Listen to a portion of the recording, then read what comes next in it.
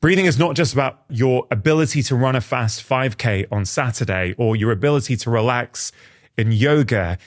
It is metabolic health, it's cognitive health, it's hormonal health. Like, your breath is at the center of everything. And therefore, it's striking that so many of us don't pay attention to our breath or even know how to manipulate our breath to change our states, right? Yeah. Yes.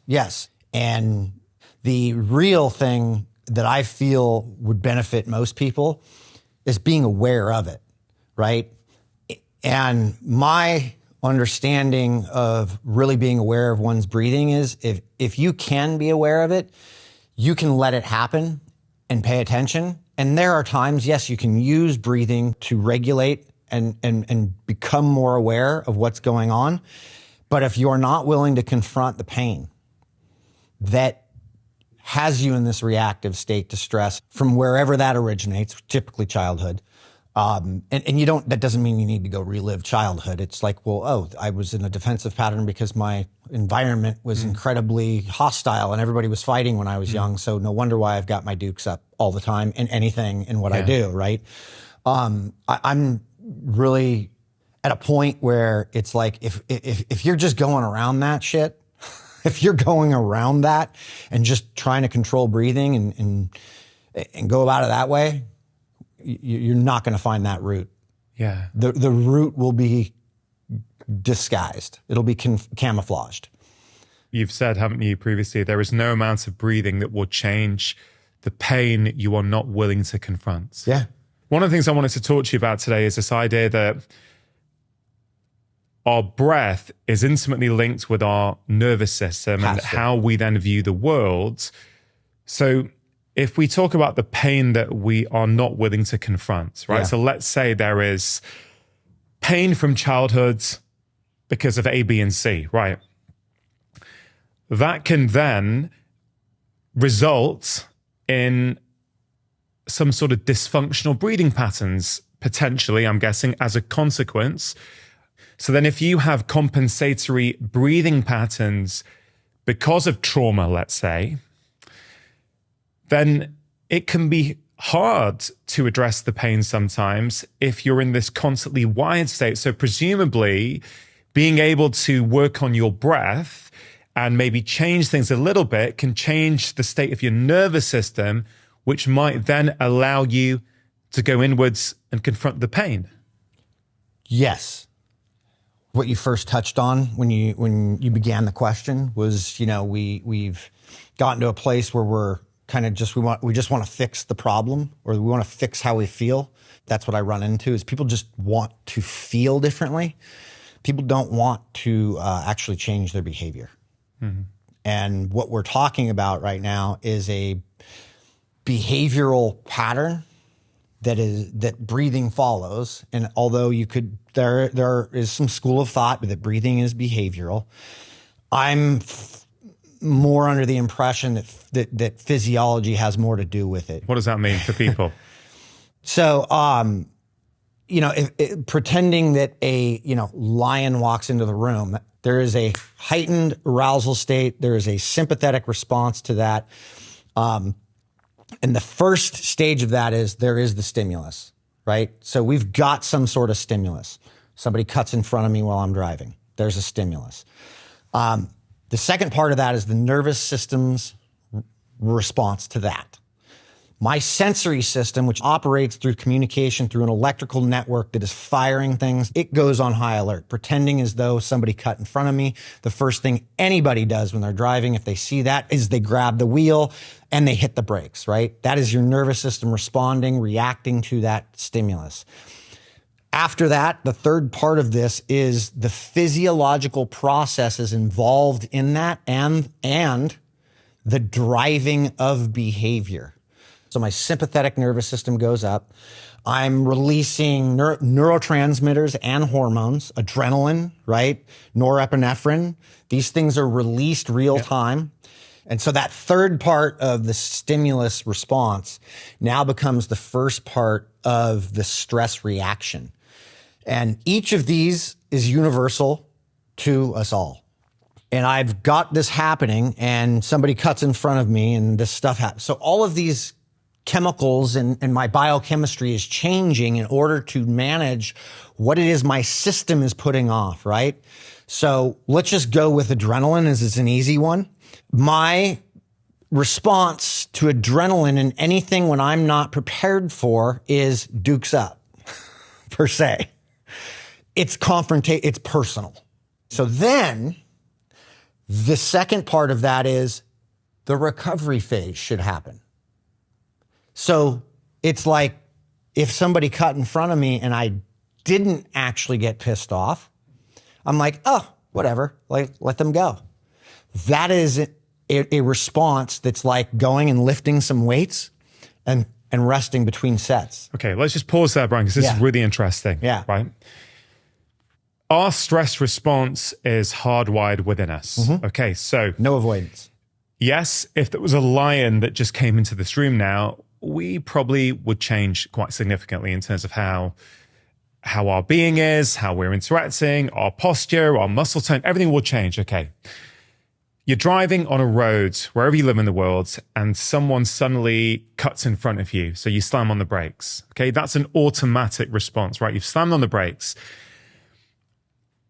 Is it possible to get to a point where that doesn't even generate the physiological changes? So if you work on this enough, and we're going to go through loads of practical things in this conversation, is it that everyone Yes, this is a great question. will have the physiological response and then we train ourselves to not respond to the adrenaline, or is it different? Here's what's interesting, so funny enough, part of Andrew Huberman's research before he had his podcast at his lab, when I was involved with his lab, they were in his VR looking at stress from everybody, from people who are on anxiety medications all the way up to like Navy SEALs. Everybody responds to stress. Everybody responds to the stress, and what capacity and how they come off that stress is the important part. Okay, so even if you're a calm, non-reactive person, when the lion comes in the room or somebody cuts you off, your body naturally reacts to it. It's the behavior that you choose to follow as a result of that. Got it. So it is what Viktor Frankl says. Mm-hmm. This is where choice happens, right? Is that where breathwork can potentially come in for some people? 100%. This is where breathwork does come in. So this is where intervention comes in. When I have an emotional reaction to something that I don't like, or I don't like the way I feel, or I don't like what I said, and I want to work on that, that is where the opportunity for intervention comes in. So I can take a breath, I can take several breaths, I can come down, and if I can bring myself down, then I might have the opportunity to bring reality on. Did that person who cut in front of me start their day by going, I'm going to go find Brian Mackenzie and I'm going to cut in front of him today and I am going to intentionally piss him off? No, that is not what happened. And not at least in this world that I currently live in. Now, the old world I existed in, I might narcissistically have pulled that one off. Yeah. Right? But in the moment, you will start to arc stories for the emotional reaction that you have to things. And that's where the breathing is starting to get away from you as well. So your breathing will do things in these places. It's simply responding to the activity and the change that's going on. These things, they're so linked, physiology and psychology and physiology. Yeah. The thing I've really been thinking a lot about, Brian, and I'd love to hear your perspective on this, is I feel, compared to who I was 5 years ago, that I interact with the world in a completely different way. Most of the time, I actually feel really calm. Mm-hmm. And I feel that when the stimuluses are happening, I seem to have this ability now to know that there is a space and go, yeah, I'm not reacting to that, right? Now, people will say, like, I've covered trauma on this podcast on many occasions with people like Gabor Mate, Dan Siegel, Bessel van der Kolk, all these kind of greats in the trauma world, right? And a lot of people will say, and I agree with, that trauma can be stored in the body. with our certain patterns, our breathing patterns. Maybe we're slightly more flexed, whatever it might be. We have these patterns. And so there's a school of thought saying that you can't change that trauma with the mind, you do it through the body. And I believe for some people, that is the mechanism to change it. Not that you can separate the body and the mind, okay? I feel in my life, a lot of it has been cognitive. So I had a conversation a few years ago with an Auschwitz survivor, Edith Eger, when she was 93. Yeah. That conversation changed my life, Brian, because she was able to reframe her whole existence in Auschwitz to the point where she said to me that the greatest prison you'll ever live inside is the prison you create inside your own mind. And that's from someone who lived in the hell of Auschwitz, right? So that really landed for me. So I would for years practice, if I ever got emotionally triggered in the day, I perhaps couldn't do it in the moment. That evening, I'd reflect and go, that situation was not inherently triggering. That situation was not inherently offensive. If it was, everybody would get triggered to it. Everyone would take offense to that. No. There's something in me that is being activated by that stimulus. So if I want to change, I have to find in me, instead of putting the blame elsewhere, externally, I have to figure out what insecurity, what inadequacy, what is being triggered inside of you. And by doing that regularly, I now feel that it's become my default response. Now, at the same time, I also do work on my body. I have an amazing movement coach. I work on my breathing. I now have access to certain movement patterns that I didn't have 5 years ago. So I can't say what exactly it was, but I don't buy that it necessarily always has to come from the body or always from the mind. These things are connected. Does that make sense, Brian? Oh, yeah. Because I don't know. People say, well, how come you're so calm these days? I'm like, I've done a combination of things. I've done the work. I've constantly looked inwards at my triggers. Now, breath work, I would say that's a very big term that people interpret, in all kinds of different ways. Yeah, for sure. That has helped me as well. But so has cognitive reframing. Yes. So I don't know if you can sort of pass through that through the lens of what you're saying now about we encounter a stressor and our stress response goes up. So how come I can be calm now? The simplified version of, how I was getting complex is it's like, if I choose not to respond to somebody cutting me off, and this is just, use whatever you want, insert whatever you want. Your father saying something to you, or whatever. Whatever it is that triggers you. Your wife or your husband saying something to you that's popping you, right? If you choose not to allow that to go beyond that moment, you've now learned how to adapt. You've now learned how to stay with it. And you don't have to take that personally, right? Yeah. So if I choose to let the guy cutting me off go, I now adapt and I now am over here in the logical side of something. I'm rooted in reality. And I think what's really important here is that over here, my core values are the anchor point. For me, my core values sit with things like authenticity. It's like, just be real, just be authentic, and you're in my world. If we meet, and I'm happy to interact, and if it's not authentic, I'm out. I don't have time for that right now. Here's a question, Brian. Yeah. If your nervous system is constantly wired, chronically activated, and you've never learned how to switch it off or calm it down, is it even possible to know what being authentic is? No, not in that state, no. Because you're in a chronic stress response. Yeah, and then if everyone's walking around in a chronic stress state, of course no one's being authentic. I mean, this is what a lot of my clients actually, not the professional athlete side. I mean, although on occasion I'll get a professional athlete that's dealing with something like this, but this is more of the, the clients that are like the executives, right?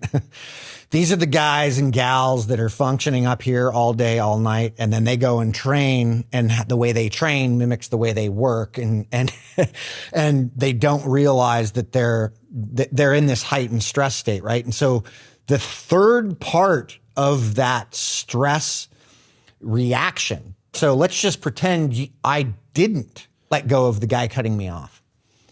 I've now brought in more hormones and neurotransmitters that are now blocking an adaptive process. And now we've onboarded adrenaline again because we're now making up a story about what we're going to do to this person, or they're taking advantage of me, or they're doing this to me. I'm essentially victimizing myself in some capacity, right? And so I now go at this with a non-adaptive process that if I repeat this enough and I don't let that go, I remain in what's called chronic stress. That does not allow for that parasympathetic arm of my autonomic nervous system to come back online as well. And that, if that goes on long enough, I can have a multitude of different responses that occur with that. I can stay in a heightened stress state, or I can actually retreat and then be pulled down into this more depressed nervous system state where I can't get out of bed. I can't do these, You say it's non-adaptive, but could we not make the case that we're always adapting? The question is, what are we adapting to, and what is our response? So the new adaptation becomes this heightened or whatever state that is now not allowing me to recover. It'd be the equivalent of just lifting weights. Like I go to lift weight, I go squat, and I just keep squatting all day. And I keep set after set after, and I'm fatigued, but I'm still going. And I'm still going. And I'm still going. And then I might let off the brakes that evening and decide to go home and sleep if I can, because my nervous system's now just torched and I'm hungry and I got to eat. And then I'll wake up the next day and I start doing it all over again the moment I get to the gym. Yeah, this is such a great analogy, because what you just said through the lens of you squatting is how many people are living their daily lives. Now, through the lens of what we've just been talking about, you're known for many things around the world. Many people would regard you as an expert in human performance. Mm-hmm. What does human performance mean to you? Well, I don't think I'm an expert. I'm more of like a specialist. I'm still learning every single day about this. Performance is, for me, is a path towards growth. And most of what I've found, even at the elite level, is that if we can unlock a lot of the mental constructs that we've built, then there's a freedom in that allows us to really see where the limitations are in what we're doing. When I went and worked at San Quentin prison for 6 months, I ran a program, and I would go in every Friday and work with these guys. And when I first went in there, it had occurred to me, I'm like, okay, so these guys are in prison. Most of these guys are doing, 25 or more. But I do know the effect of men and women in prison to the outside world. So if you don't understand that, take the time to kind of understand that, which is part of the reason why I was going into these prisons, was to kind of help affect some sort of change in that, or growth in that place. But the thing I thought about when I went in there was, I explained to these guys, look, every year there are a group of individuals that decide they no longer want to participate in society. And so what they do is they give away everything they have, and they typically will move to the mountains of Asia somewhere. They will isolate themselves with a few other people. They'll eat once or twice a day, and they'll breathe and meditate most of the day. And at the end of this, they find enlightenment. What is the difference between you and them? They committed a crime and they are stuck in a place. How do you want to do your time? Do you want to figure this out? Do you want to figure out how you're doing this? Do you want to evolve and grow towards something differently? Because there are people choosing to live the life you're living for like punishment. And they're finding enlightenment through that process, right? However, that's what I think about with anybody and everybody. How do you want to win? Do you want to win and be miserable? I mean, I've seen the Michael Phelps documentary. And I've worked with some of the athletes that were in that documentary. And I'm like, I know what this is. It's the same thing going on out here. Just because they're competing in a physical aspect at something doesn't mean there isn't something in that mind that's kind of... So make it relevant for someone who's listening, Brian, who is kind of, they're not an elite sportsman, okay? They just want to live a better life, right? They don't want to be reactive all the time and chronically stressed and unable to switch off and snapping at their partner or their kids. What is the relevance of what you do that's going to help that person? I guide people towards a process. Tao Te Ching, Sun Tzu, Bruce Lee were very impactful for me. And there's a very famous Bruce Lee quote that I have everywhere. All goals apart from the means are an illusion. Becoming is a denial of being. Why does that mean so much to you? That gives you unlimited possibility. If I'm not invested in the process, I'm somewhere else. Look, I was doing the dishes this morning and putting away the dishes, as I do most mornings when the dishes are done. If there are dishes, I go and I put them away. And I don't get upset in the slightest about the fact that I have to put them away. In fact, I found myself in joy. Oh, man. As I was putting away, and I was reflecting on the fact that I had earned the money because I valued myself to purchase these dishes. I've been able to afford dishes for probably 30 or 40 years. Why am I thinking that? Because I'm in a place where I enjoy going and doing this thing and being invested in the process of putting these things away. How am I putting them away? I didn't just arrive at that. That became, why am I so pissed off that I'm putting away the dishes right now? Why am I pissed off I'm doing my laundry right now? This is a part of my life. This is a part of my existence. Like, what am I tied up in? Where do I think I'm going to arrive at to where I don't want to do this? What is that point? Yeah. And I really looked at that and the reality of it, and I find joy in just about every moment of my day when I'm not busy. Yeah, man. I cannot tell you how much I resonate with that. It's all story. Right, as I mentioned to you on Monday, like on the plane over to LA this time, I just had this clarity when you're 30,000 feet up in the air, right? You have this big picture perspective. I thought life is simply a set of experiences. And the story we put on those experiences is ultimately what determines the quality of our lives. Boom. You can wash your dishes every night and be pissed off that you have to do it, that your partner didn't do it, that they should have done it, that you, whatever story you want to make, or you can change your perspective and like you have done, it is possible. Oh. And the problem is, and this is why I wanted to talk to you, I don't think until you've stepped out of it and realized that you're choosing the narrative on every situation, you think you're in it, you think you're a victim to the world, that the way you feel is down to everyone around you without realizing, oh, I can change this. I was chatting to someone about purpose yesterday, and I said, for me, it's less about finding my purpose. Life is more about how do I find purpose in everything I do. Yeah. So you wash the dishes, and it's like, no, this is an opportunity to be mindful and present and feel the dishes. If someone had told me that 10 years ago, Brian, I would have thought, what are you talking about, mate? Like, the dishes are the dishes. But I honestly feel that doing the dishes can be the most enjoyable experience in the world if you've reframed it. So what I want to talk to you, Brian, about, because we could go even deeper than we've already gone, right? I really want to make this practical for people where possible. There is no quick fix here. No. I'd love to tie in breathing and how we breathe to the concepts that we've been talking about, our stress response, our nervous system. Oh, so easy. Can you sort of simplify that for someone? Oh, yeah. You know, it's...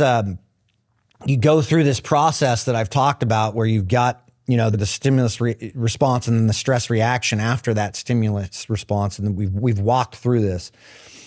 And as you know, like as I've learned, if I don't like what I'm feeling, then that's where the opportunity is. Okay.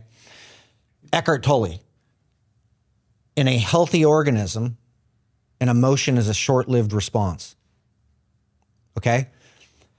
I 100% agree with that. There's no baggage with that.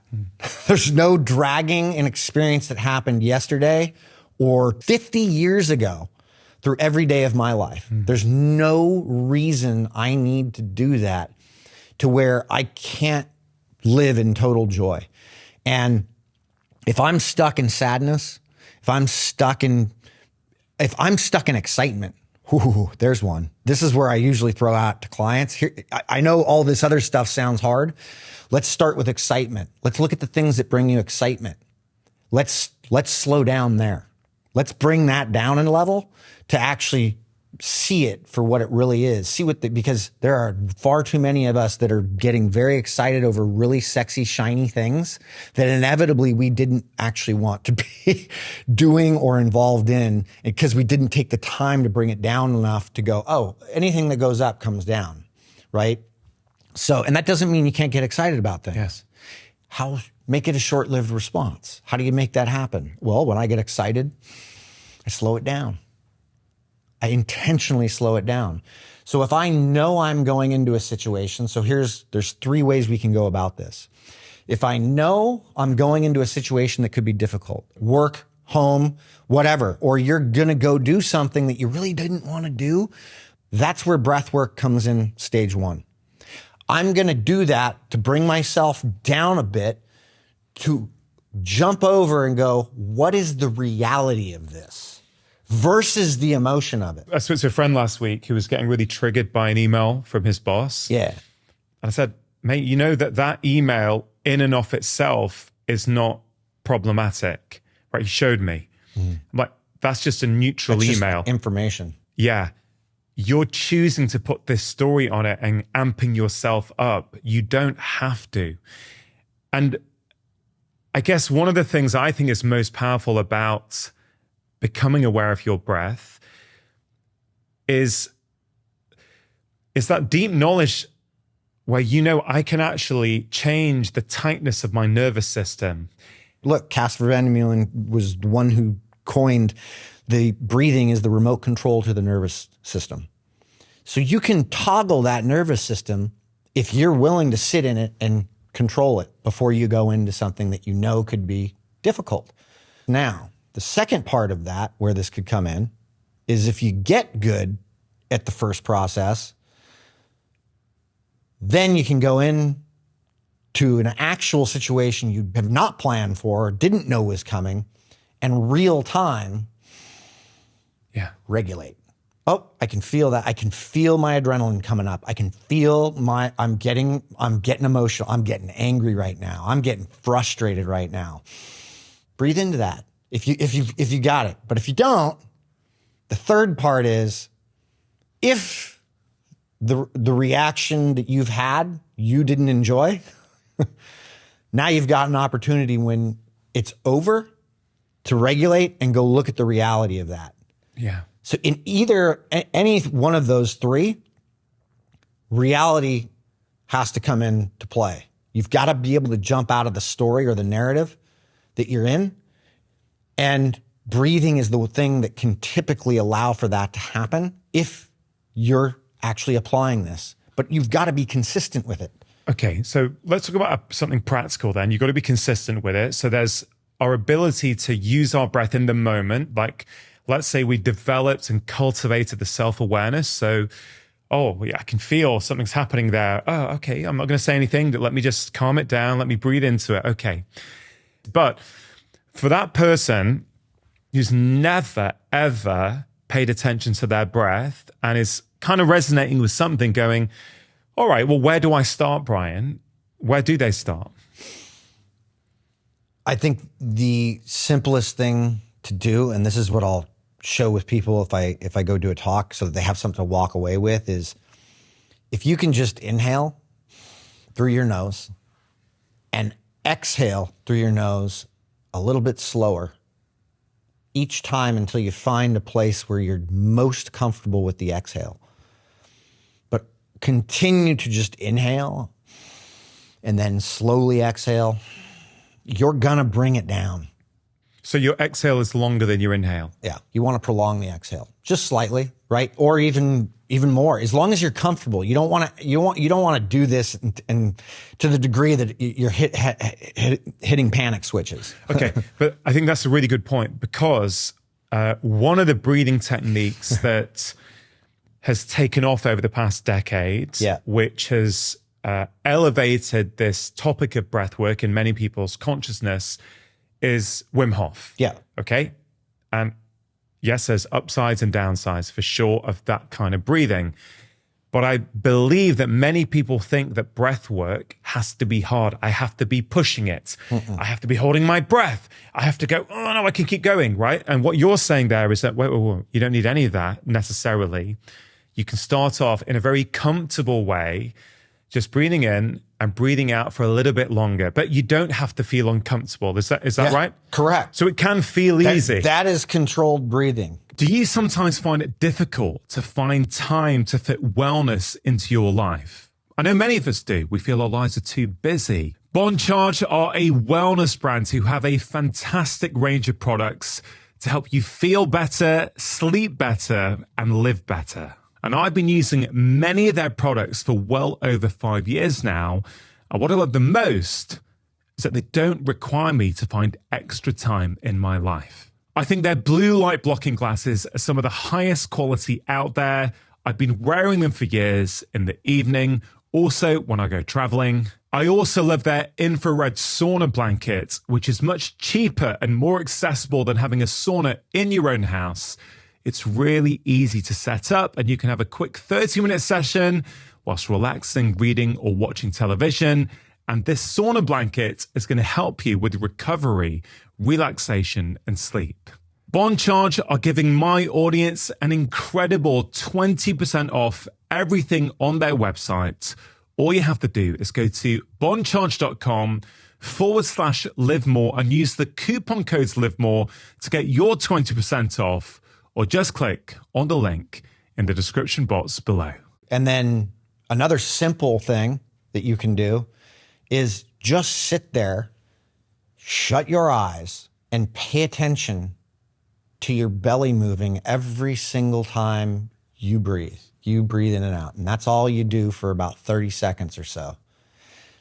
And after about 30 seconds, you're going to switch that over to paying attention to your chest and how your chest moves through every breath. And you'll do that for 30 seconds. Not forcing anything. Let it happen. Just allowing it to happen. And then I would move people into, now I want you to pay attention to the air moving through your nostrils. Just the air moving through your nostrils. So if you can do this without having to control your breathing, you're becoming highly focused on something, but you're calming yourself instantaneously down without having to control your breathing at all. And your breathing naturally just starts to drop. So would it be a helpful practice, let's say as part of a morning routine, maybe after they wake up, for 5 minutes, doing what you just said? Make the case for someone, if you don't mind, why they should give up 5 minutes of their precious morning to do that. What are the potential implications later on in their life, later on that day, for example?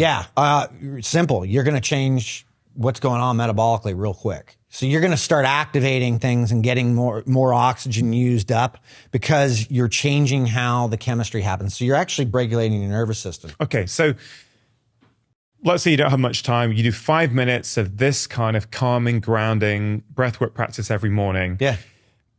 As someone who does that or similar versions of that,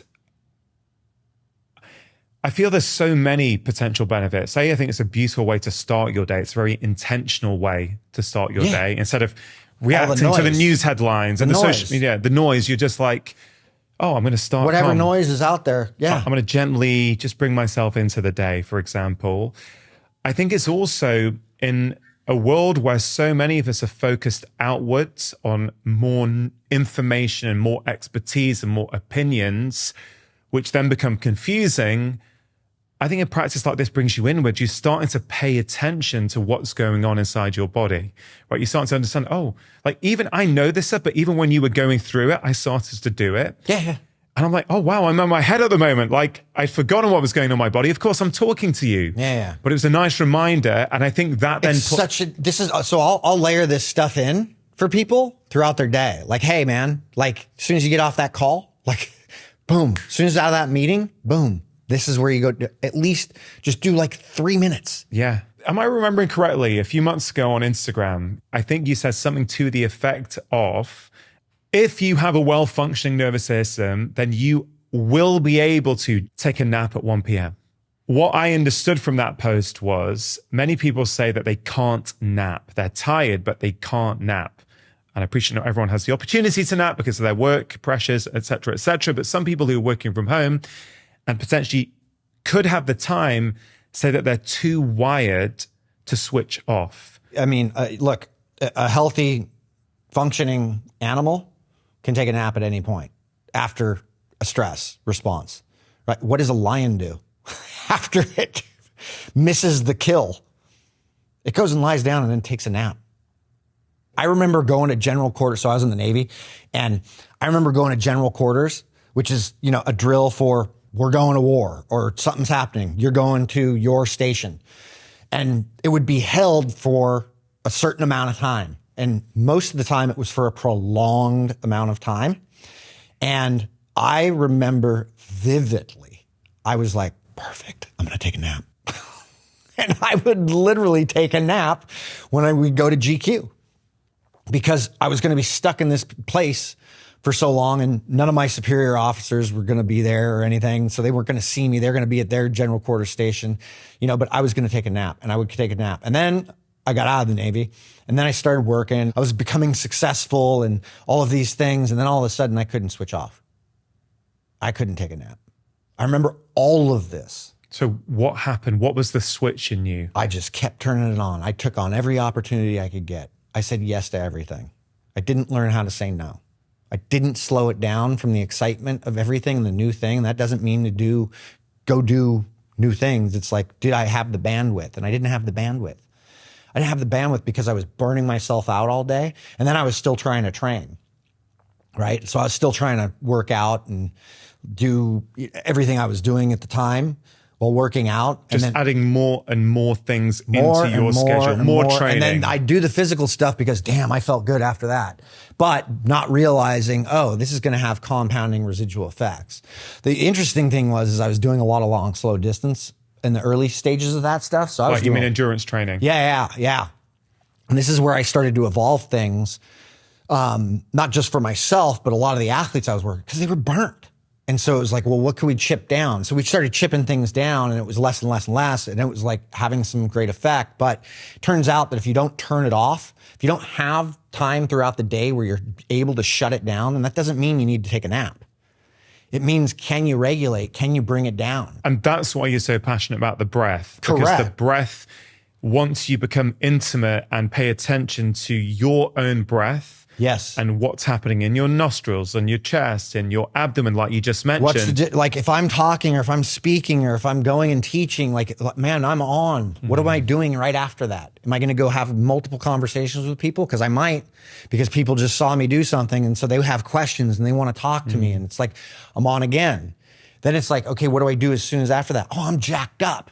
I was working with some stand-up comedians, and none of these guys and gals can shut off after they do a set because they're so wired from being on stage. So a lot of these guys go and play video games and stuff, or they drink, and and it's like, dude, go regulate.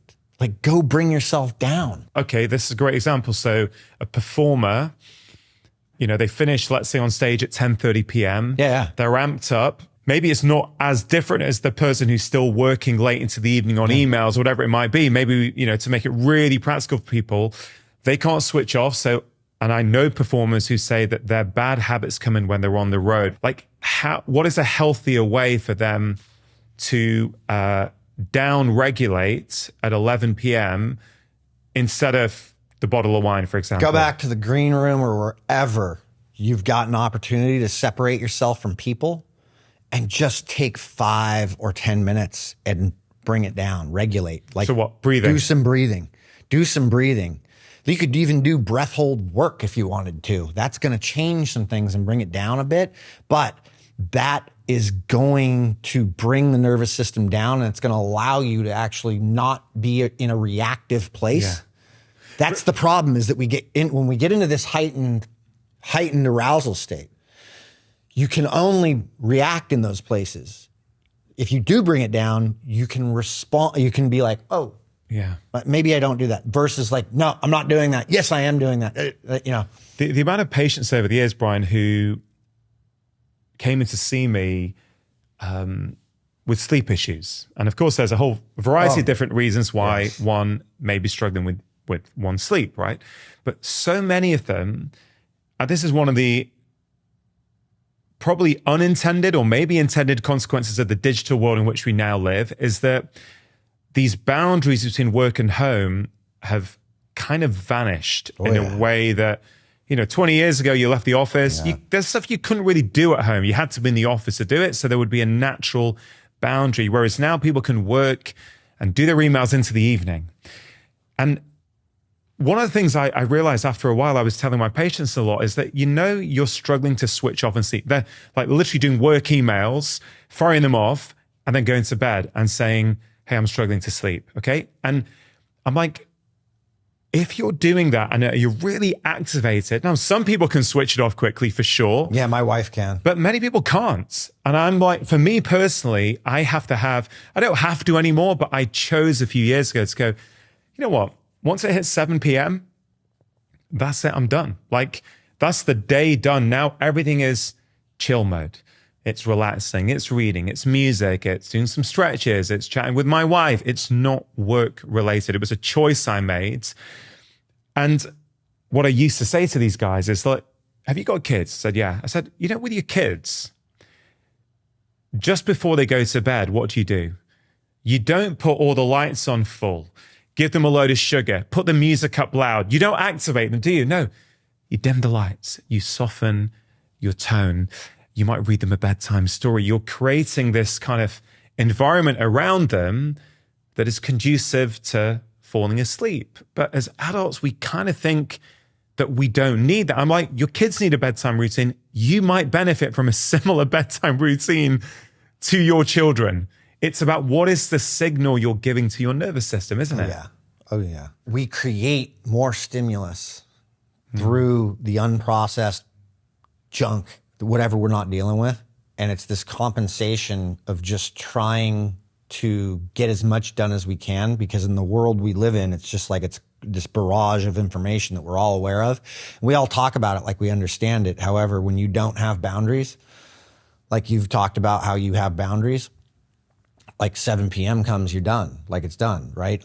For me, it's more like 4 or 5 o'clock. Like it's really like, it's earlier these days, to be fair, yeah. Well, for me, it's really 4 or 5 o'clock, because I'll obsess. I will obsess on my work and about, like, look, I tested you, and I'll keep going and looking at your data and bringing it in and working on it, because I'm in a space where I'm like, yeah. But that'll also be there tomorrow. And I really enjoy a lot of the other hobbies and things that I do. And one of them's like cooking. So I get to go home and I get to start cooking. The way I cook isn't pre-planned. It's what do we have and what can I create? And so you're changing your nervous system states. I am going from work into now I'm in the kitchen, creativity, playing.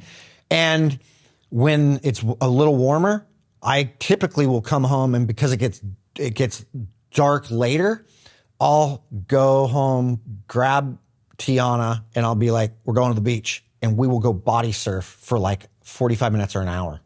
But my mornings are the same way. Like, I don't actually go and sit and do breath work very often in the morning, because I head out the door and I go walk for 60 to 90 minutes. Yeah, I want to talk about this, and this is really important. So there's doing breath work whilst you're sitting down and still. Mm-hmm. And the exercise you kind of illustrated and took people through before is it's kind of about paying attention and just sort of starting to notice what's happening. But there's also breath work or paying attention to your breathing when you're moving, right? So you're saying you don't tend to sit down and do that much anymore. You wake up, I know you walk, 90 minutes minimum a day? So, I mean, I think my average is something like 17 or 18,000 steps a day. And this is something different from 5 years ago. Oh God, yeah. Okay. Yeah. So, well, I mean, look, I've been walking for quite some time. It's just the level of walking because of what happens. What I really invested in with walking is the same thing I'm invested in with cooking and or going body surfing or even surfing for that matter. Like I didn't even throw in, if there is a big enough swell, I shut off everything, cancel appointments with clients. And anybody who's a surfer understands this. Like it's done, like this, it's out. The thought that just jumped into my head was it's so counter to what we think life should be, which is about seriousness. And if you have a meeting or something there, you have to do it. And I understand that many people have jobs where they have to. Maybe, you work for yourself, so you have the autonomy to do that, whereas many people don't. I accept all of that. But it just makes me think about culture and actually how the playfulness, the things that truly nourish us, those are the things that everyone tries to fit in on their 1 week vacation or maybe on a Sunday afternoon. Do you know what I mean? It says something about culture where these things have been relegated to being only when you have time, only when you finish your emails. This goes right back to process and what we were talking about in the beginning. My work is the same way. I'm literally having fun like a kid with what I'm doing. And I'm enjoying that. And I'm not losing sight of that. I feel like at this point in my life, at 50 years old, I got rid of the kid that was a tortured soul and brought back the kid that was playing. And I've taken the things that I've learned and that I'm very passionate about, and I've learned to apply that to everything I'm doing. But I have set hard lines in the sand with these things. Like what? You don't get me when I'm surfing. You don't get me after 4 p.m. My time is the most valuable thing I have, and your time is the most valuable thing you have. And attention is finite. Where I choose to spend my time, I choose to be there and invested in it in the most creative way that I can. And that's just presence. I can't do that without presence. If I'm thinking about the next meeting I've got to go to and the deal I've got to close or whoever I've got, it's not going to work. It doesn't work for me like that.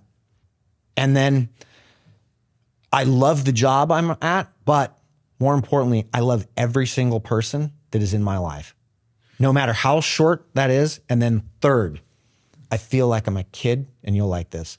I'll feel like I'm a kid in the 80s playing again. In the 80s, bro. The 80s.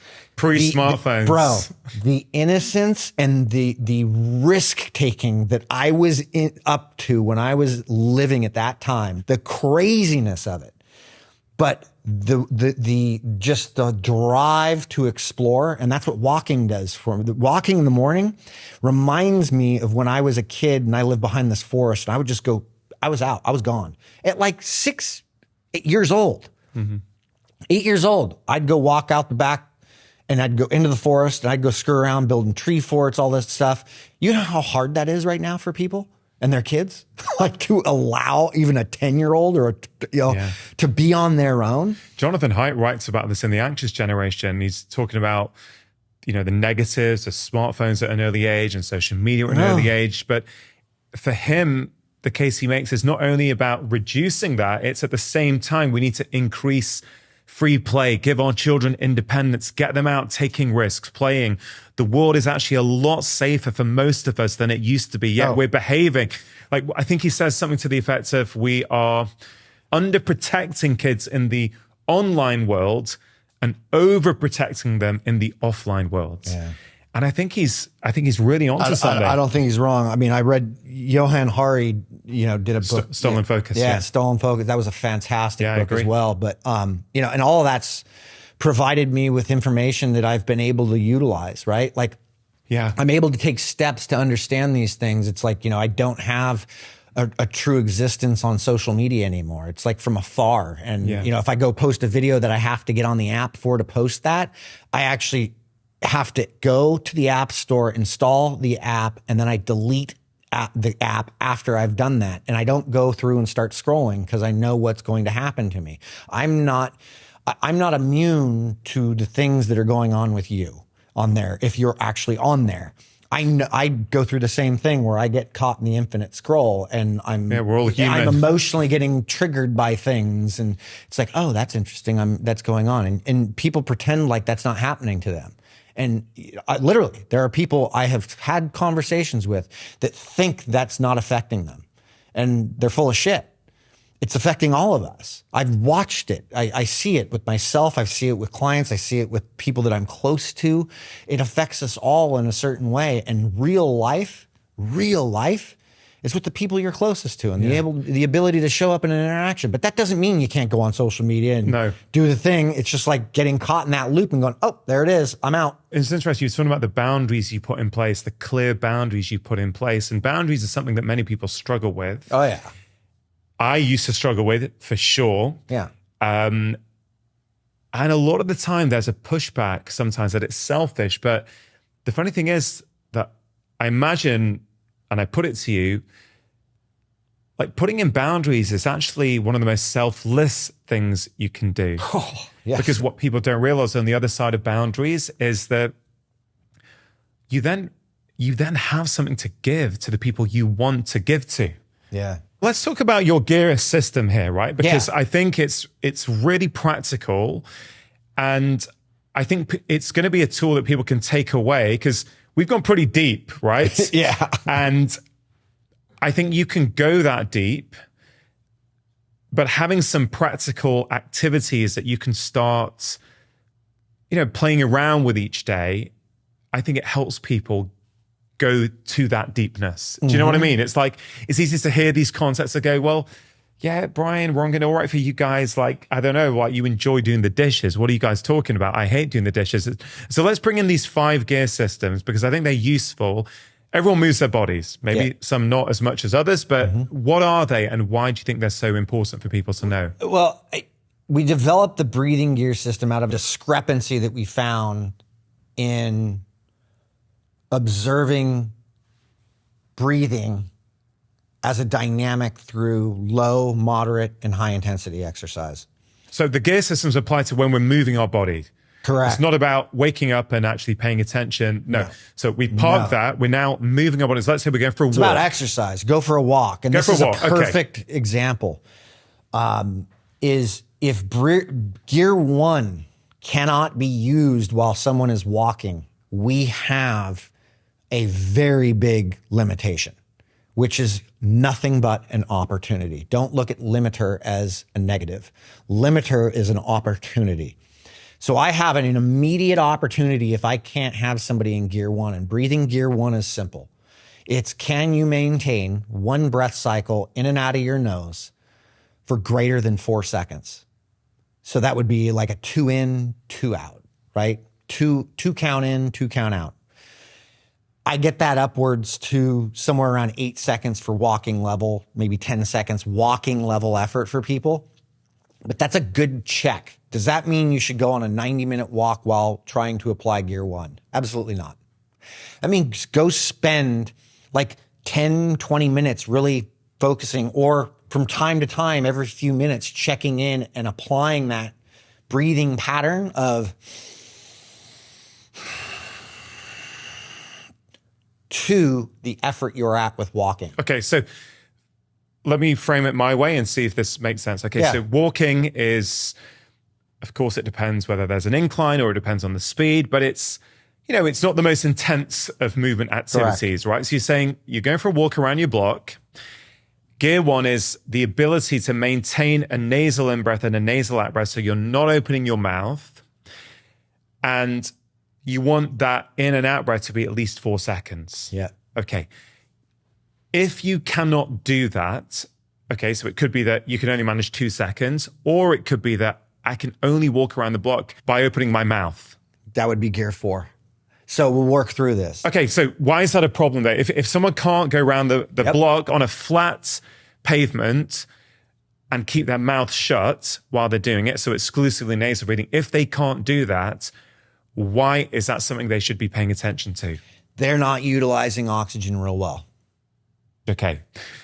To make sure you're taking action after watching this video, I have created a free breathing guide that's going to help you reduce stress, calm your mind, and boost your energy. In this guide, I share with you 6 really simple breathing practices that work immediately. Even just 1 minute a day will start to make a big difference.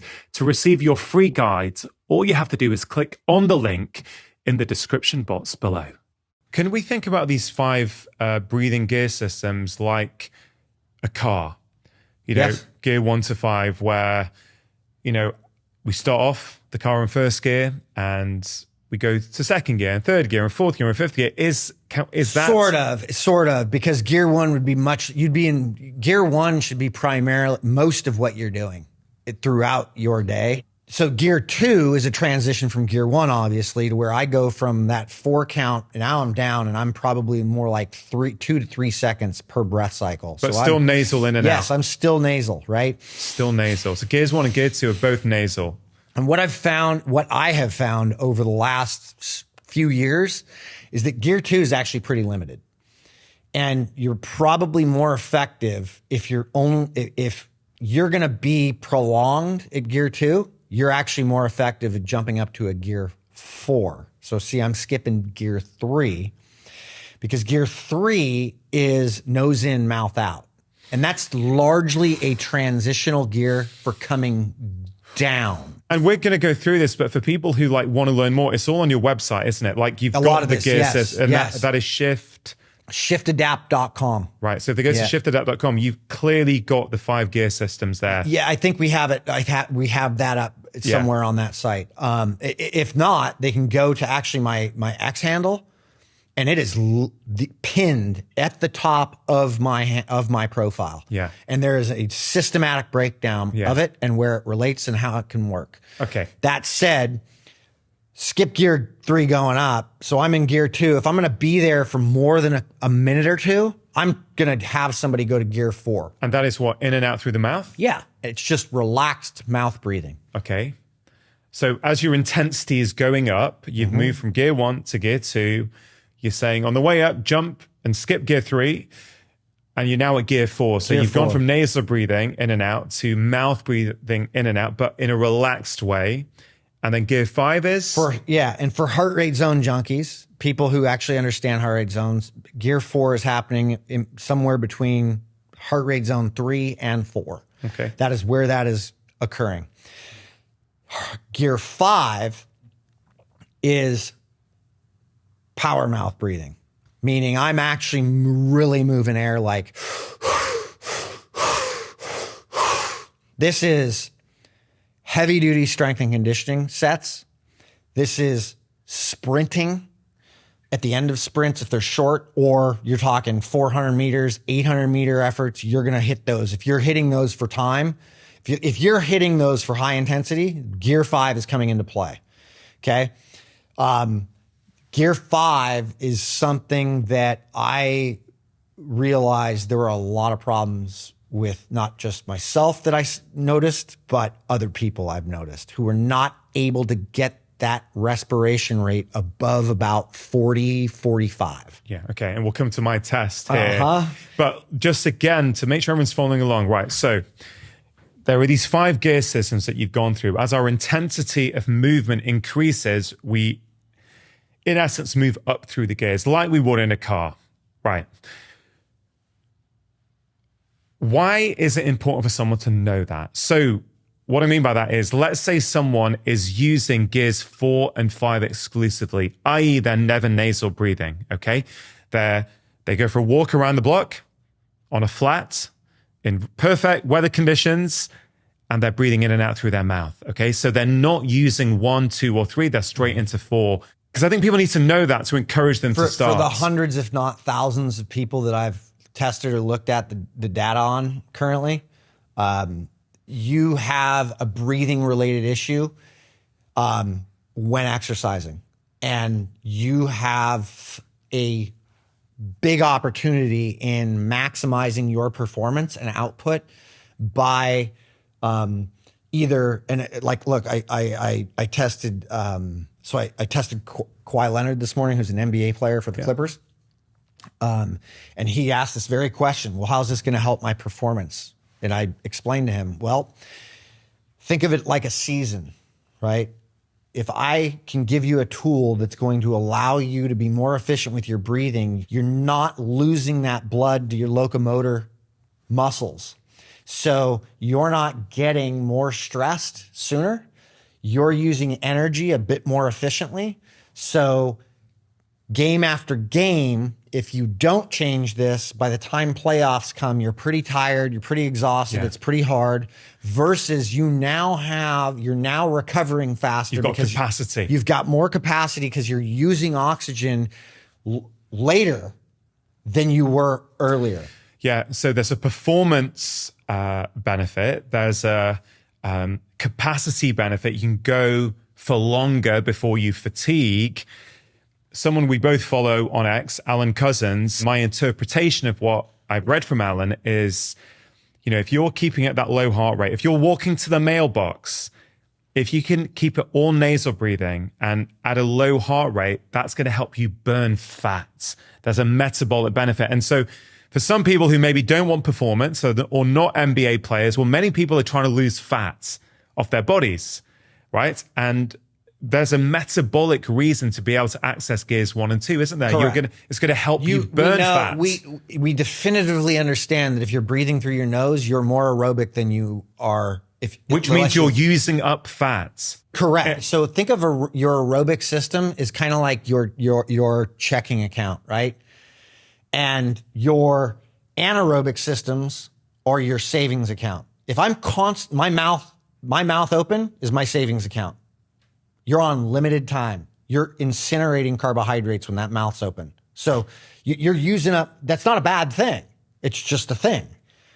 But I'm on limited time. If I'm more aerobic, I'm utilizing fatty acids more. So I'm burning fat, right? Okay. Now, I love all this, right? So we're in a situation where, and this is how the breathwork landscape has changed over the last 5 or 10 years, of which I'm a prime example. Okay, so. Yes, this is good.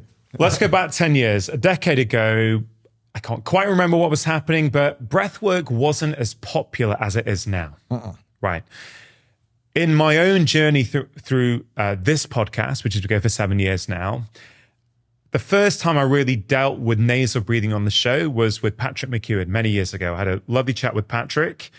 He spoke to me about the Bolt score and, the benefits of nasal breathing. And that progressed to me talking to you and all kinds of people about breathwork. James Nestor then releases this blow-up book globally, Breath, and talks about the benefits of nasal breathing.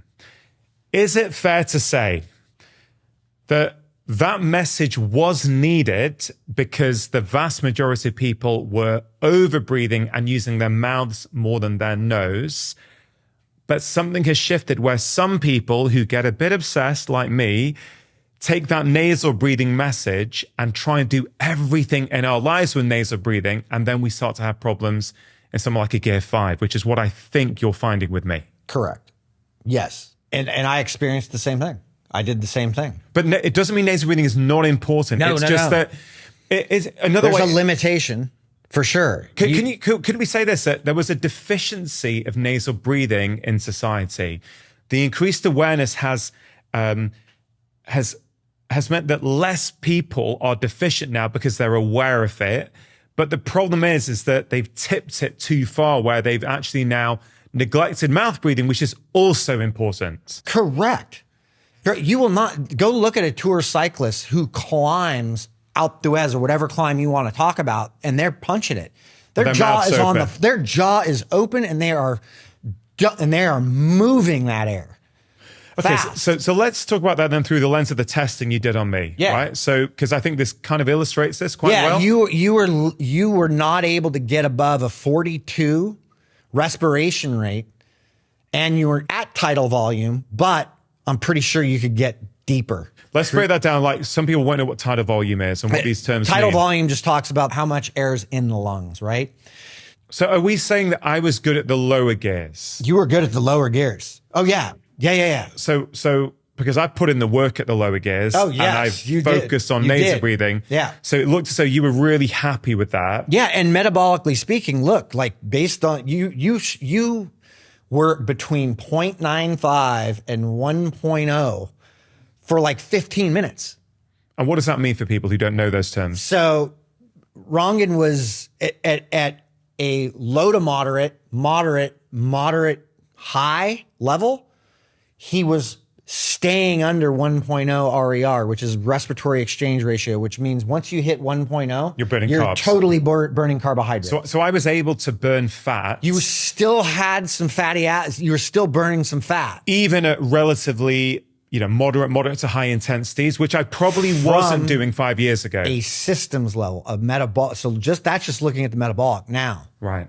Here's where part of the assessment is different that I'm doing. And the endurance community will understand this. I'm looking at tissue utilization of oxygen and I'm looking at delivery of oxygen. Okay? So I'm seeing how the hemoglobin is getting delivered, the oxygen's getting delivered to the tissue, and I'm seeing how well that tissue is actually utilizing that oxygen. Okay. So many of us understand that oxygen comes into our lungs, right? And then from our lungs, it gets into our blood. You're saying there's two things to think about. Yes, you have to get the oxygen from the lungs to, let's say, your muscles, right? But as soon as you start working, the muscles demand goes up. Right. So the oxygen gets to the muscles, but you're also saying that even if it gets there, it may not be being used efficiently. Correct. Right. So this is the kind of nuance that I think many of us are not thinking about. So, okay, let's go back to my test then. What was I doing? Am I getting oxygen there and it's not being used efficiently, or am I not even getting oxygen there? You're getting oxygen there. However, you weren't utilizing the oxygen well at these places. Why?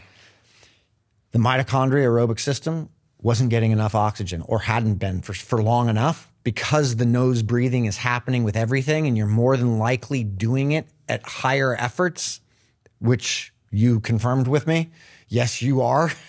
So you're not actually bringing in enough oxygen to actually help that. So the system can't. It's funny. Or the tissue can't, but the system's fine. A few years ago, I went to Salford University in Manchester to do my lactate threshold testing. And I was right in the middle of my nasal breathing passion. And I was nasal breathing till right at the very end. And it's really interesting. These guys have done thousands of lactate threshold tests.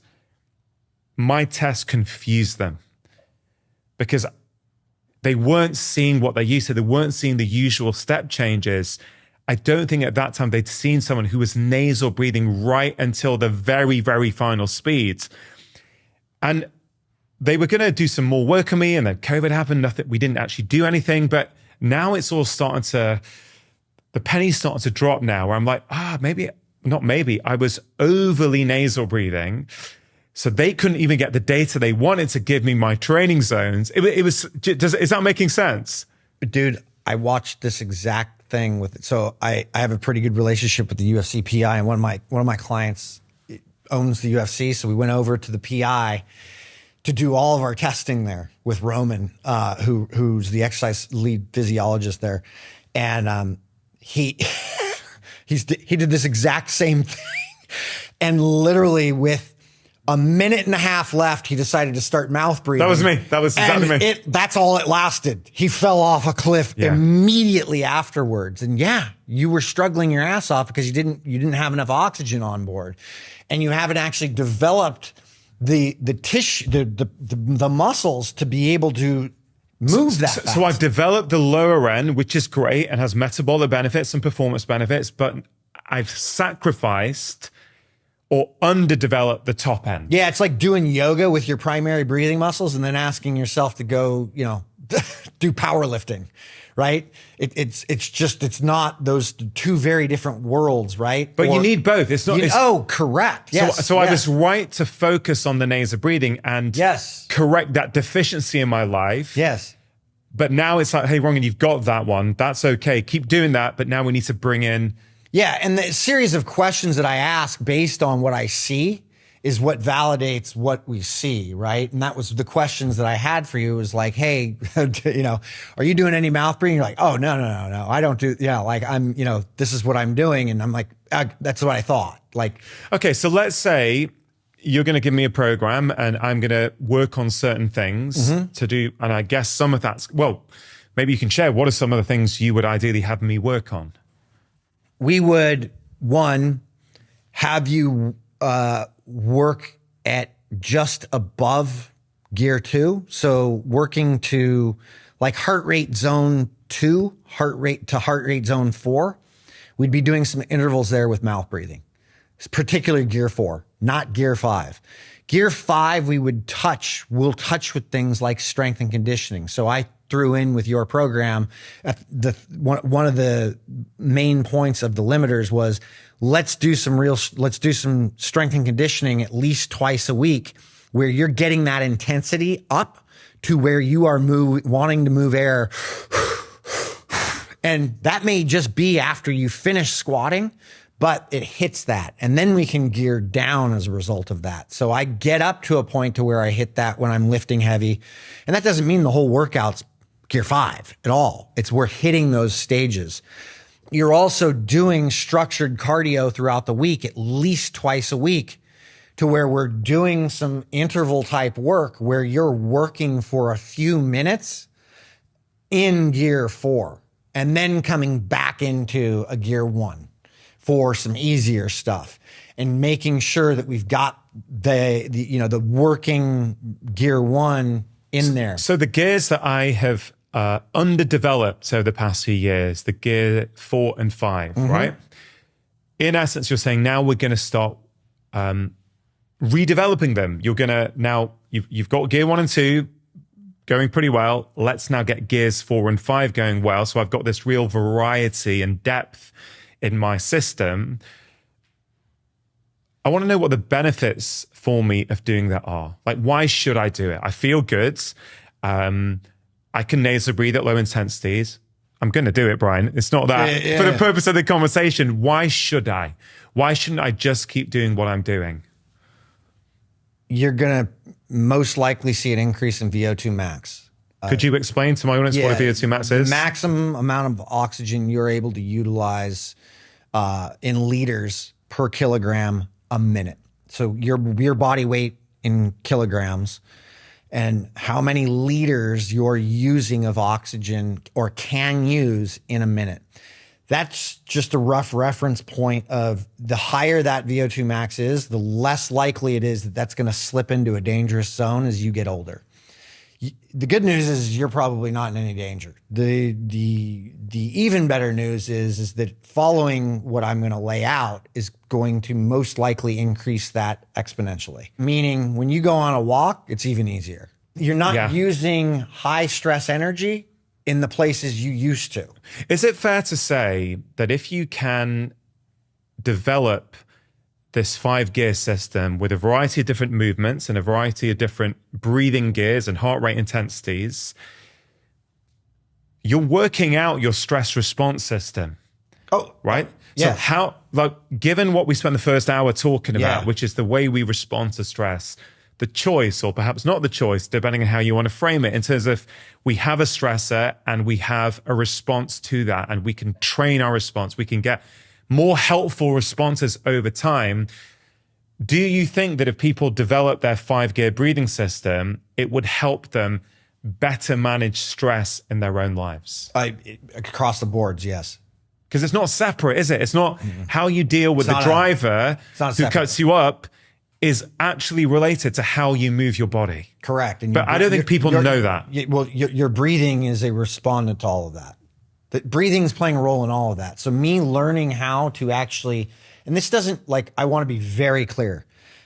I don't, nor do I expect clients to go into the gym or go and do cardio every time they go and work out that they're implementing the gear system. A small portion of that training, I will integrate the gear system and breathing into, but not the whole thing. It's like if I've got a guy playing, in the NFL or NBA, whatever, I do not want them thinking about the gears when they're playing. No. At all. Not at all. That is part of training, and then it should transcend over into is my client now seeing differences in how they're playing and intuitively picking up on this process as they go through that, right? Are they, as soon as a play ends, and an NFL, are they immediately into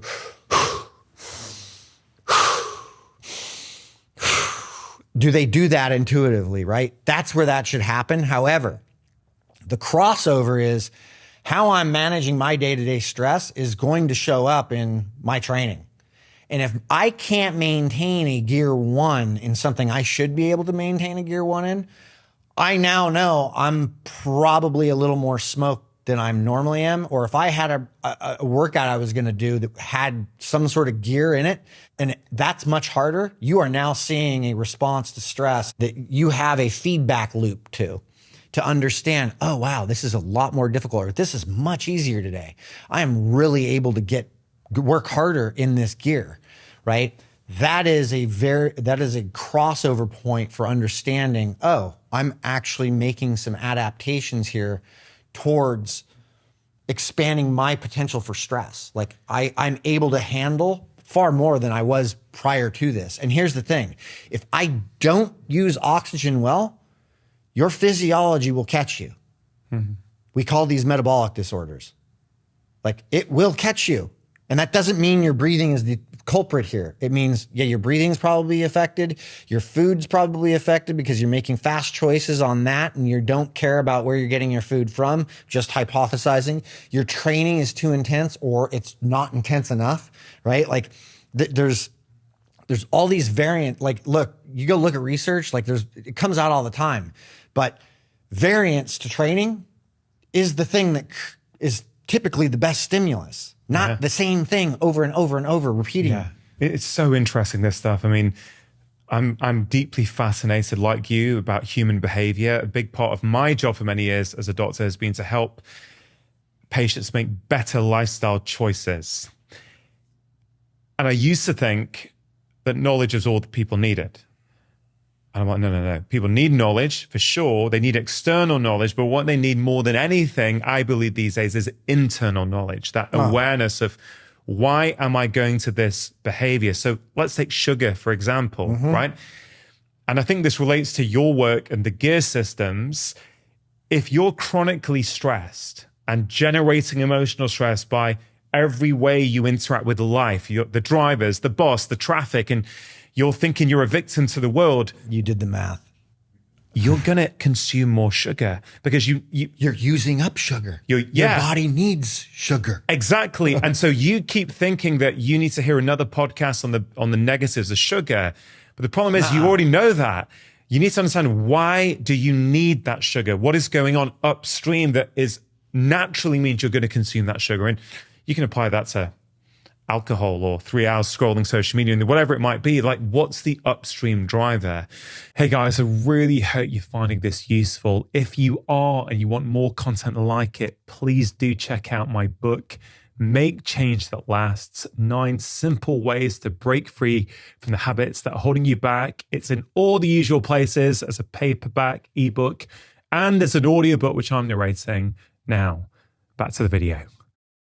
Is it fair to say, Brian, then, because not everyone who is listening to this right now is going to be able to come to your facility, okay? So in terms of practical advice that may work for most people, I think a conclusion that I'm drawing is that everyone should be able to walk around their block, keeping their mouth shut. If you can't go walk for at least 45 minutes a day, you've got, my suggestion is find the time to walk for at least 45 minutes a day with your mouth shut and not on a screen. You're laying the beginnings of a metabolic foundation. The stuff Alan Couzens talks so well about. I actually believe it's More than So do I. You're going to need more than 40. But if you can get 45, that's a good start. But go get lost in that 45 minutes. Go explore. But keep your mouth shut. Keep your mouth shut and explore. Well, let's say someone tries that and goes, "Hey, Brian, I'm really struggling. Like, I'm trying to go for a walk. I have to open my mouth after 10 minutes." Take a few mouth breaths and go right back to nose breathing. So it's training. It's like you don't have the skill now, but you can develop it and cultivate it. Take a few mouth breaths, go back to gear one. Okay, so practice nasal breathing at low intensity. It's 80% of what you should be doing, right? So 80% of what you should be doing is really underneath that nose breathing thing. Then there's hey, if you can get that 45 minutes, great. Go work. Spend your day paying attention to how much you're talking, how much you're getting stressed out. Find pieces of time where you can just bring it down for a minute or 5. Just start with a consistent habit of controlling some breathing or paying attention to your breathing through your belly, your chest, your nose, if you want, throughout your day if you can. Then, if you're going to go train, if you're going to go exercise, and you really want to exercise, use your walking, the end of your walking and how you feel after walking as a basis for how hard you can train or what you can do that day. You'll know. Your body is going to tell you through that walk how good you feel. If you feel great, and try and mix up things, like try and do some strength training.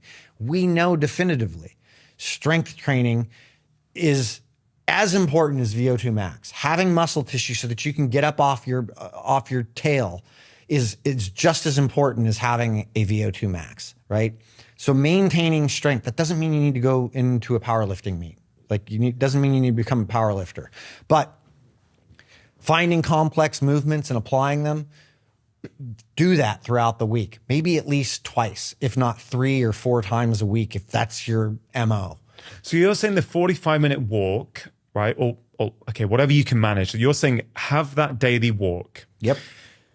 That daily walk does several things. Yes, it's training you metabolically, it's training your stress response system, but it's also helping you tune into yourself. Because if you do it every day, and this is why I like repetition, you start to feel, if the practice is the same and you feel different, you know that something else is causing you to feel different, i.e., I didn't sleep well last night, or I've got a lot of stress in my life at the moment. That walk felt a bit harder today than yesterday. Maybe it's the same place that you've gone. So you're starting to understand yourself better and the state of your nervous system through that daily walk? 100%. Yeah. 100%. And for 20 minutes of calm, just sitting, the brain looks good. But the brain after 20 minutes of walking looks real good. Real good. You start to see things because of blood flow changes and metabolic changes that start to happen that aren't requiring high stress from that. And you kind of start to work through creatively a lot of the stuff that you're working, whatever you're working on, whether that's work, whether that's life, whether that's whatever. And I've found that that is the place where I can really tap in. And I'm also very aware of you know what? I am definitely not lifting today. I'm still a mess, and there's no reason why I'm going to put load on my back or, pull heavy off the ground, whatever. I'm going to do probably some low level cardio later, or I'm going to go swim, right? Or I'm just you're getting in tune with yourself. Yeah, you're starting to learn about yourself. It's paying attention to what's going on inside. You'll start to figure out that when you don't move, when you don't walk, when you don't exercise, your body starts to take a nosedive. Your stress levels go up through the roof. Your HRV starts to drop. Your resting heart rate starts to increase. Your blood pressure starts to increase. Literally, I can watch this I watch this with myself. My morning lactate reading goes up if I don't do anything the day before, right? If I don't do any walking, if I don't do anything the day before, and I was talking and I was engaged in work or I was flying and all that, dude, the next morning, I'm hot. I'm running hot. So I've got to go, I don't have to. I go walk. And then I'm I don't go crush it the next day. Like I have clients, I manage their, like this is what I do is I'm like, yo, you're landing in Abu Dhabi. You are not going and training hard. Yeah, I am. And I'm like, no, you're not. Like, not if you want to sleep. Like if you really want to get adjusted sooner, we're going to get light. We're going to go walk around. Then it's going to be, hey, here's this low level thing. It's interesting that we have all this data now coming out, well, for many years that exercise is as good as an antidepressant or better. Or, you know, but the point I'm trying to make is that we're so used to being a sedentary society that doesn't move. We talk about all the benefits of exercise, but actually, if you flip it, it's like if we were all moving, it's not that exercise has the benefits. Well, it's that not moving has all these disadvantages. And it's the same thing, but reframed. And if you want to do this even at a higher level, get your ass outside and do it. Get exposed to the light, the morning light. Like it's critical that you're doing this stuff. This is like how we evolved. This is how we became what we are as a result of being outside and having to go walk towards something to get it and then bring it back or however we were doing it. And I mean, look, my house, when it gets dark, it gets red. The only lights that come on are red. You know, I'm ahead of this because I noticed the sensitivities I have towards the light. I really get sensitive towards light in the dark. Like when I was driving at night, I would notice, I would just be like, God, this sucks because a headlight. Yeah, light is as powerful as a drug. We just 100%. Don't see it like that. And I forget the name of the book. I read one. It was great on light and sleep, and light being the original toxic thing. I've got this. I think it's within the iPhone. You can put this like heavy red filter on your phone, and so I triple click in the evening, and it goes red. And then if you ever just put it back, you can feel the eye strain. My phone's mostly red. Yeah, is red. But we don't realize how much we're being strained and stimulated until you change it, and then you flip back. You're like, wow, this is what most people are looking at. What's wild is I used to watch. So I'm a big entertainment guy. Like I love movies. I love good shows, and I grew up that way. When I watch on the television now, I can't watch on the TV for very long because it's so stimulating. I watch on my iPad, which I can put in red. So everything's in red. That light thing has a huge impact on the metabolic system, like how everything's functioning. Yeah, it's so interesting, like thinking about our evolution and how we live. It strikes me that because we're so disconnected from, let's say, our food supply, because we're so disconnected from how we used to live, because our lives are so overly busy and chronically stressed now, it's as if we all need education now on what diet we should be consuming, how we should be breathing, how much we should be moving. Whereas I remember last summer, my family and I went to Kenya for 4 weeks, and we went on safari, and one day we spent at a Maasai camp. Yeah. And there's many things I noticed, but one of the things that struck me hanging out and interacting with some of the Maasai that morning was there was just a quietness, a groundedness. I was just struck by this kind of grounded presence that you don't often see in the modern world. Yeah. But a lot of people you meet in modern life now are quite there. Like I used to be in your head, you're not grounded, you're anything. Do you know what I mean? How do you think about being grounded and its relationship with the breath?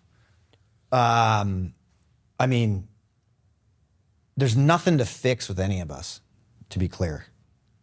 But when you're grounded in yourself and you're living, how you truly want to be living, you don't need to change. You don't need to change a whole lot because the process of what you're doing already involves all of that. I haven't met anybody. I've yet to meet someone who is totally grounded that is not highly physically active in some way. I have not. There is no Eastern philosophy without a physical practice. None of them. None. Why? I've looked. Why? Because they understood. It was about like monks up in isolation that I brought up with the prisons. They walk every day. They've got some sort of practice. Go look at the Shaolin monks, for crying out loud. You go look at every philosophy. You got yoga, like it was about movement and moving into positions, asanas, and getting into position and being able to breathe in that position. Because if you can't breathe in that position, you don't own that position. That position owns you. Yeah. And so anyway, I'm very interested in people that are very grounded, and I'm blessed with what I get to do and how I get to do it. But I'm more so I'm just playing, man. That's all I'm doing. Yeah, I love it, Brian. I absolutely love it. A couple of loose ends in my head I just want to tie off before we end the conversation. We spoke before about we get oxygen to our lungs, and then we have to deliver it to our tissues or our muscles, but then utilize it when it's there as well. And I think you said that with me, I'm able to get it to the tissues and muscles, but I'm perhaps not as efficient as I could be at using it there. First of all, is my recollection correct? Correct. Okay. So how am I, and through me then the people listening, if they have the same problem, how are they going to improve, the usage of that oxygen at the tissues? For me, is it that high intensity? Is that it's not just high intensity? It's even moderate intensity and bringing on enough oxygen for the tissue to use it, versus limiting what you're doing. Right. So I'm artificially limiting. Mm-hmm. You are controlling things too much. Yeah, doesn't sound like me. You have controlled things too much and not allowed the system to do its job. So I need to let go. What it was communicating. Let go. Let go. When you feel the change, we're just realigning, feeling that change. So as I start to let go and allow myself to breathe in a whole variety of different ways at a whole variety of different intensities, so appropriate breathing for the level of movement and intensity, are you saying that because those things start to then match up, that then means that my oxygen delivery to the tissues and the usage is also going to start to match up? Mm-hmm. Whereas now there's a discrepancy. Yeah. And because of that underutilization issue, that's probably over time created the issue with your tissue being able to use that oxygen even at lower rates. Yeah. Right? So the ability to get that going again is what we want. That's what we're trying to train. But the strength training actually helps with that as well. Okay. Right? Because we're looking for better mitochondrial development, and that comes in many different fashions. Walking, yes. However, strength training, yes. It just comes in a different way. It's just high intensity, right? And I've heard you say, Brian, the greatest hack for your mitochondria is working on your breath. Yes. Well, yeah. Which, again, I don't think a lot of people are thinking about. And sort of tying this up to the start of the conversation, breath is that central piece that so many of our behaviors, our emotions, our ability to perform, they come off as a byproduct of our ability to like breathe appropriately and efficiently, right? Yep. And I don't know how many people have your issue. I've only seen it like 4 or 5 times. Granted, every person has been very aware of the breath game for quite some time, right?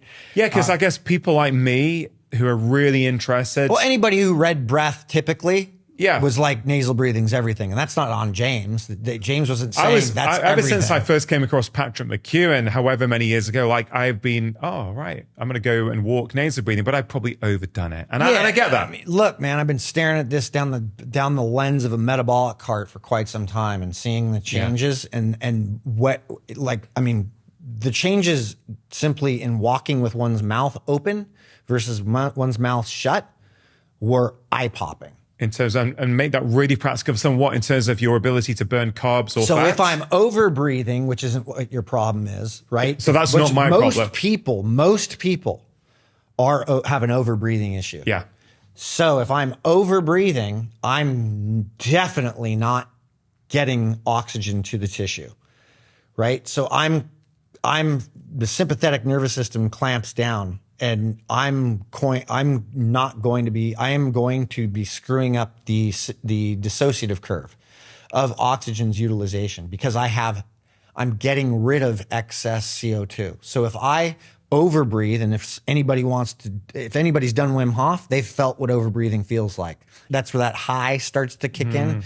But what's happening is things are clamping down, right? And so we're limiting how oxygen gets used.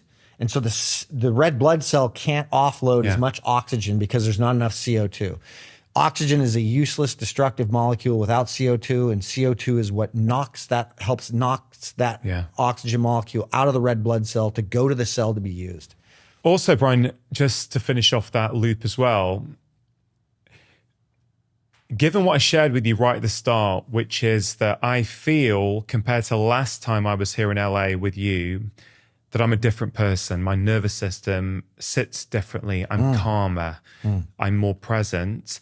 Do you think in any way that matches my journey with breathing, i.e. perhaps I was over breathing like most of us 5-6 years ago, and by working on the lower end and the nasal breathing, maybe neglecting the higher end, but by working on that lower end, do you think there's any correlation between that and the fact that I'm less reactive these days? There's direct correlation between aerobic and parasympathetic nervous system and sympathetic nervous system and anaerobic.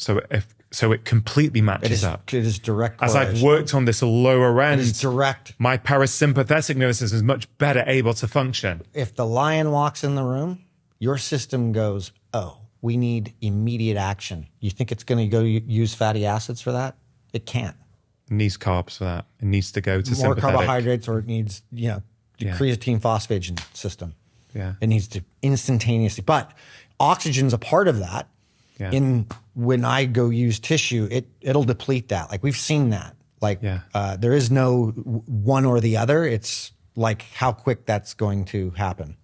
Well, Brian, I love talking to you. I love hanging out with you. We've covered so much. We've gone into so many different areas. As we wind this down, if people want to learn more about you, they want to work with you, they want to do your online courses that you guys run, where should people go? Shiftadapt.com. So SHIFT, adapt, ADAPT.com. And what's on there? What can they we still have a membership site, and we have a lot of courses, things like that, or webinars we've done that we talk about a lot of this stuff. We'll be releasing a number of programs, et cetera, that'll be on a little bit higher level than that people can go do. And then on the upper tier of all of that is actually hiring my business partner or I. To actually work with you one-on-one. Yeah. So Emily Hightower, who I work with, she's on the other end of the stress here, where she's helping with developing tools and regulating nervous system on the day-to-day throughout, hey, how are you managing this in the moment type of stuff? Like, what's your life look like? What's going on in life? Yeah. Amazing. We've covered so much, emotional reactivity, the power to choose our response, breath work, the different gears, the metabolic benefits of being able to access all the gears, et cetera, et cetera. To bring it all together, like, Brian, if there's someone who has followed our conversation and is still with us and is like, there's something there for me, right? There's something Brian was talking about that applies to me. I haven't taken my breath seriously. I haven't taken my levels of physical activity seriously, or whatever it might be. How would you help that person? They feel stuck, they feel lost, they feel unmotivated, but they're saying, Brian, give me some inspiration. What is your final piece of advice? What would you say to that individual? Learn to say no. Learn to say no to the things you don't want to do. And that is that actually goes far deeper than just saying no to something you instantaneously know you don't want to do. It's looking at those sexy, shiny things that are of excitement and being able to slow it down enough to say no to maybe getting into a business deal or taking a job that you really don't want to take, but you think you do because you got to make the money, and maybe you could go figure that out another way, or, you know, can you change some lifestyle habits? I think no is the path to freedom, because you'll only be doing the things that you truly want to be doing if you learn to say no to the things you don't. And I've found that because of that, I'm surrounded by the people I want to be surrounded by. And that's it. I love it. It's simple. So if you can live the life you want, but I mean, just applying the principles of making your day a process, like literally make it a process, like the dishes, right? Like, I get to go drive to work. Yeah, you get to. Or yeah, I get to have a job. Or yeah, I get to drive in traffic because I get to live here, because I get to do these things. It's very different than I have to. Yeah. Love it, Brian. Thanks for everything you do. Thanks for the help you're giving me personally. And thanks for coming back on the show. Really appreciate it. Thanks for having me. Love you, dude. If you enjoyed that conversation, then I think you are really going to enjoy this one. I want people to wake up and realize the creative nature of love, health, harmony, because that is available, and yet we struggle.